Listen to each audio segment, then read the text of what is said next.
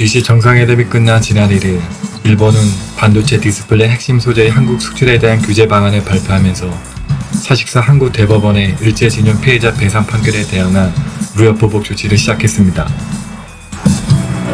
수출로 먹고 살아온 일본이 특정 국가에 선제적으로 수출 제재를 가하는 것은 극히 이례적인 일입니다. 이러한 제재처럼 국제적 제재에 동참한 적은 있어도 자신들의 현안 해결을 위해 수출 제재를 꺼내든 것은 사실상 이번이 처음입니다. 여러 여론에서 이미 일본의 무역 제재에 대한 원인을 분석하였습니다.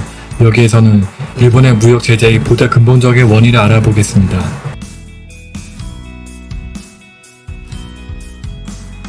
이번 무역 제재에는 2000년대 들어 중국의 동북아 패권을 뺏긴 일본이 한국에 마저 주도권을 내줄 수 없다는 절박함이 숨어있다는 것입니다.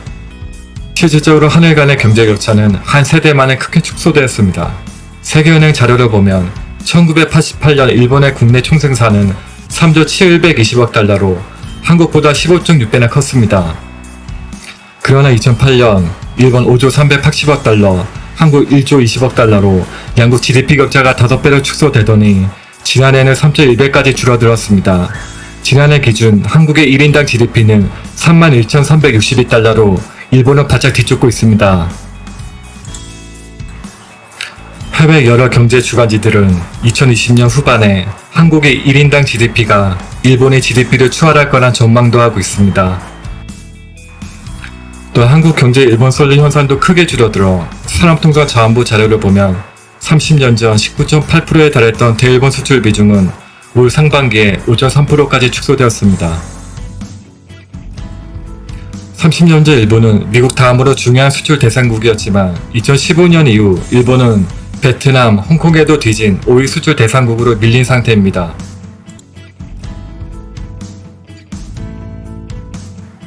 아베 정권은 일본의 세계 시장을 석권하고 있는 자국의 부품 소재 산업을 이용하여 한국에 대한 무역 제재를 단행할 경우 한국이 더 분발하여 자국의 부품 산업을 발전시켜 결국에 일본의 부품 소재를 국산화도 대체할 것이란 전망을 충분히 했을 것입니다.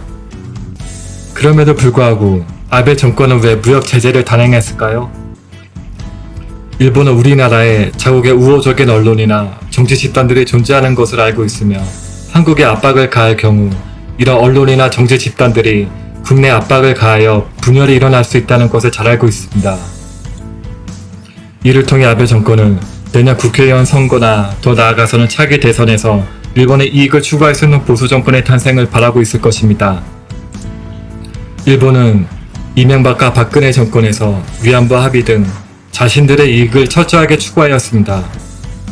문재인 정권에서 자신들의 이익에 반하는 정책을 추진하고 남북미 간 화해 무드가 지속되면서 일본의 이익을 취할 수 없는 정세로 변해가고 있습니다. 일본은 이것을 타개할 무언가가 필요했을 것입니다.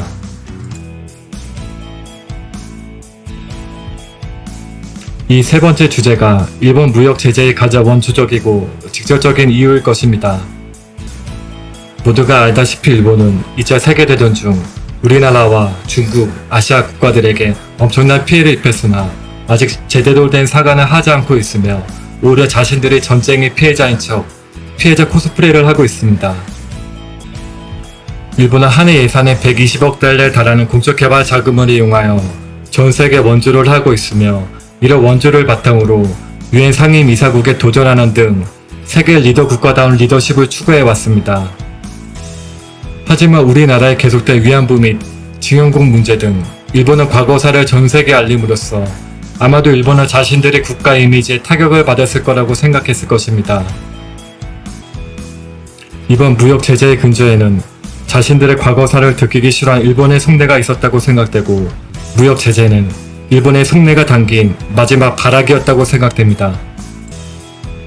아직도 일본의 일부 우익들은 우리나라가 일본이 없으면 통합되지 못하고 분열할 거나 식민지 시대의 사고를 가진 사람들이 많이 있습니다. 하지만 우리나라는 경제와 민주화 그리고 정치적으로 일본을 앞서거나 거의 동등해졌습니다. 이번 무역 제재를 계기로 우리 경제의 기초를 업그레이드하고 국민들이 통합하여 한일 관계를 재정립할 수 있는 기회로 삼았으면 합니다. 시청해주셔서 고맙습니다. WMH 채널이었습니다.